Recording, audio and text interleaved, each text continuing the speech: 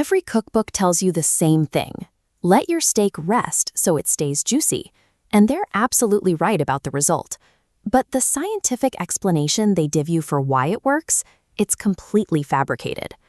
Resting meat simply means pulling it off the heat and leaving it alone on a board for a few minutes. To measure how well this works, food scientists look at something called water holding capacity, which is exactly what it sounds like, a muscle's physical ability to keep its own moisture trapped inside the fiber network. If you went to culinary school, you were probably taught a very specific theory about this capacity.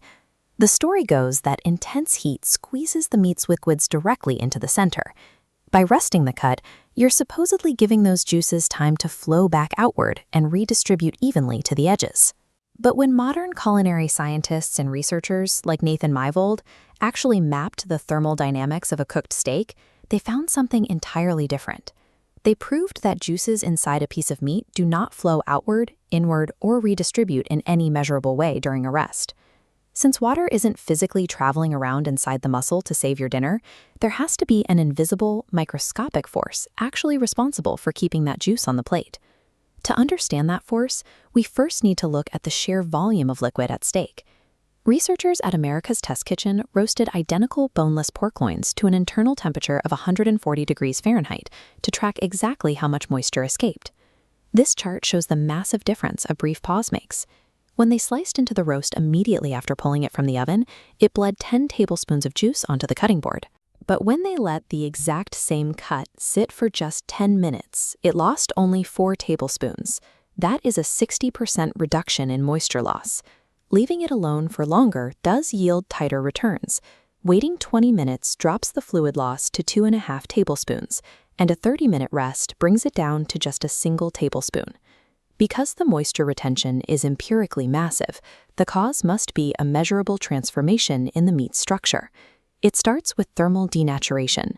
Muscle is packed with myofibrillar proteins, and as the internal temperature of the meat climbs between 104 and 127 degrees Fahrenheit, the globular heads of a protein called myosin begin to violently twist and unfold. As the heat continues to rise, the surrounding collagen warps into a disorganized amorphous coil. By the time the temperature hits 176 degrees, the actin proteins denature entirely, causing the entire fiber bundle to tightly contract. This mechanical contraction destroys the meat's water-holding capacity. The shrinking fibers actively squeeze the water out, forcing the meat to shed up to 27% of its raw weight directly into the pan.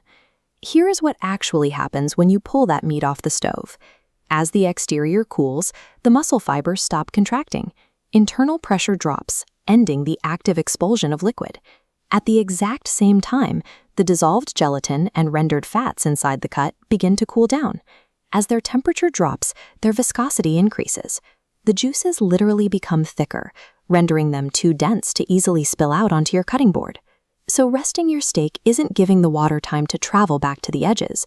You are simply letting the internal pressure drop and waiting for the fluids to thicken up. But pulling your food off the fire to trigger this pressure drop introduces a volatile second phase, carryover cooking. This happens because of thermal mass. A thick cut of beef absorbs a massive amount of thermal energy on its surface. Even when it is sitting on a room temperature counter, that blistering exterior heat will continue migrating inward toward the cooler center of the cut. This chart illustrates exactly how much latent heat is at play. According to data from ThermoWorks, a piece of salmon pulled from a 425-degree oven will experience a massive 19-degree temperature spike while resting off heat, but a chunk of beef roasted in a much cooler 300-degree oven will only climb by about 4 degrees. This means if you wait to pull a roast out of the oven until the thermometer hits your exact target temperature, you have mathematically guaranteed that it will overcook while it rests. To survive the carryover effect, there is one absolute rule. You have to pull your meat off the heat 5 to 10 degrees before it reaches your final desired temperature. The thickness of the cut determines the timeline. Thin steaks need only about 5 minutes. Thick chops require 8 to 10 minutes to equalize, and large, dense roasts demand 15 to 20 minutes to properly settle. There are 2 strict exceptions. Never rest poultry if you want to keep the skin crispy, because the escaping steam will instantly turn it rubbery.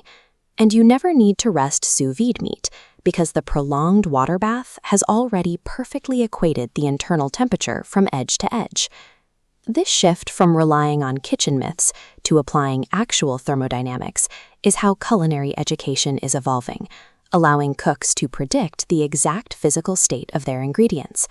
Replacing a vague myth with the mechanics of pressure and viscosity transforms a kitchen guess into a predictable and